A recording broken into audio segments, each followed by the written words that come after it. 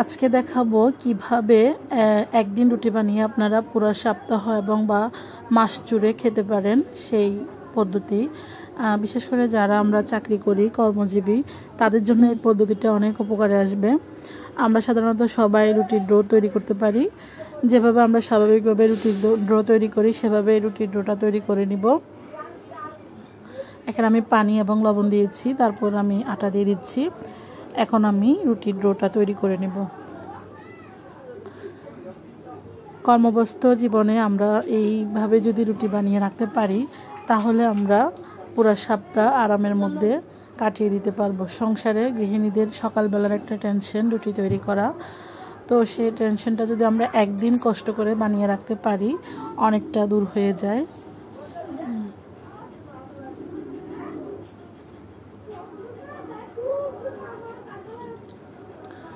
রুটির ডো তৈরি করার সময় অবশ্যই খেয়াল রাখতে হবে ডোটা যেন বেশি শক্ত না হয় এবং বেশি নরমও না হয়। একটু মিডিয়াম মধ্যে রেখে রুটির ডোটা তৈরি করতে হবে।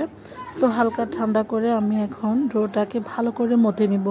রুটির ডোটা আমরা যত সফটভাবে তৈরি করতে পারবো রুটি কিন্তু আমাদের ততই সুন্দর হবে। তো একটা টিপস হচ্ছে, রুটি যখন আমরা মাখবো তখন যদি সামান্য পরিমাণ তেল হাতের মধ্যে বা ডোর মধ্যে দিয়ে দেওয়া যায় তাহলে হাতের মধ্যেও লাগবে না এবং ডোটা কিন্তু অনেক সফট হবে, রুটিগুলো কিন্তু ফুলকো ফুলকো হবে। এখন আমি একটা করে রুটি বানিয়ে নিচ্ছি। আপনাদের পছন্দ অনুযায়ী আপনারা রুটি তৈরি করবেন।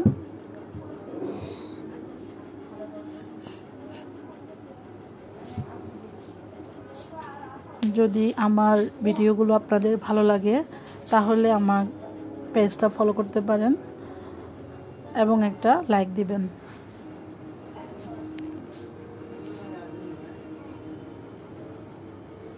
আমি সাধারণত সপ্তাহে শুক্রবার রুটি তৈরি করে রাখি। পুরো সপ্তাহ আমি এভাবেই রুটি খেয়ে থাকি। চাইলে আপনারা এই পদ্ধতিটা অবলম্বন করতে পারেন। এই তো আমি রুটিগুলো সবগুলো বানিয়ে নিয়েছি। এখানে আমি দুইভাবে ফ্রোজেন করব। এখন একটা রুটি আমি তাওয়ার মধ্যে হালকা ছেঁকে নিব, এপিট ওপিট করে হালকা ছেঁকে নিব।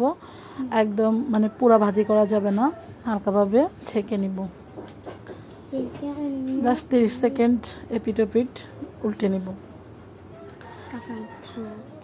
এভাবে রুটিগুলো কিন্তু আপনারা পুরো মাস জুড়ে খেতে পারবেন। নর্মালি রেখে 15 দিন খেতে পারবেন, আর ডিপ ফ্রিজে রেখে তো আপনারা পুরো 2 মাস 6 মাস খেতে পারবেন। তবে আমি সাধারণত 1 সপ্তাহের জন্য করে থাকি।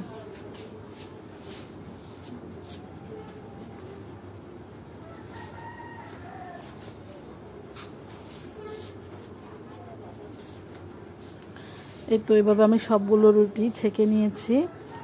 একটু ঠান্ডা হওয়ার জন্য দিচ্ছি, যাতে করে যদি একটার উপর একটা রাখেন তাহলে কিন্তু ঘেমে যাবে। এই জন্য একটা তোয়ালের মধ্যে রাখলে রুটিগুলো আর কিন্তু ঘেমে যাবে না। যখন আমরা ফ্রোজেন জিপলক ব্যাগে রাখবো তখন আমরা এপিট ওপিটে 2টা টিস্যু দিয়ে রাখবো, তাহলে রুটিগুলো আর ঘেমে নষ্ট হবে না। এভাবে আমি নর্মাল ফ্রিজে রেখে দিব। আর এগুলো রেখে দিচ্ছি আমি এমনি স্বাভাবিক যেভাবে বানিয়ে রেখেছি ওভাবে ফ্রিজে রাখবো। এটা 3 দিন খাওয়া যাবে। এটা আমি কালকে সকালে বা তারপরের দিন প্রয়োজন অনুযায়ী যে কটা প্রয়োজন সে কটা ভেজে নিব আর কি। তো এই দুইভাবে আমি সাধারণত রুটি ফ্রোজেন করে থাকি। চাইলে আপনারাও এভাবে ফ্রোজেন করে রাখতে পারেন।